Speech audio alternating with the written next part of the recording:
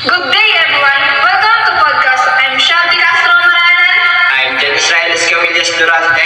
I'm Ronald Elioti de Danza. And welcome to our podcast. Thesis statement.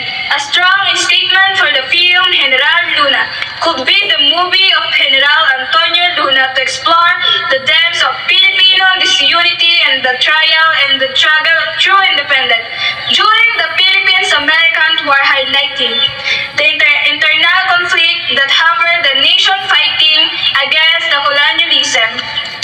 Embody evidence about disunity. Speaker 1. Luna was known for his strict, often harsh disciplinary methods. Speaker 2.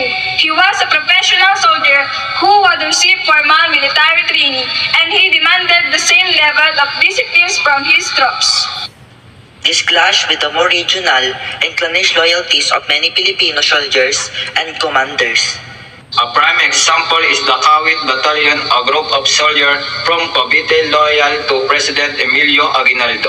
Luna designed and arrested the battalion for insubordination after their commander, Captain Pedro Junalino, refused to follow Luna order without direct approval from Aguinaldo.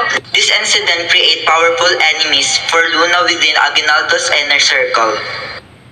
Evidence about betrayal.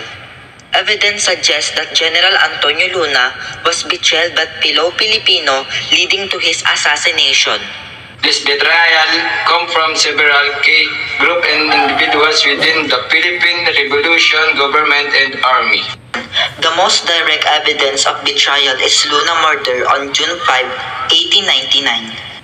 He was the son of the President Emilio Aguinaldo, headquartered in Cabanatuan, Nueva Ecija.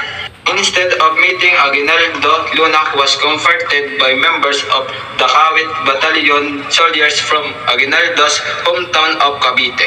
Evidence about struggle through independence. Speaker 1.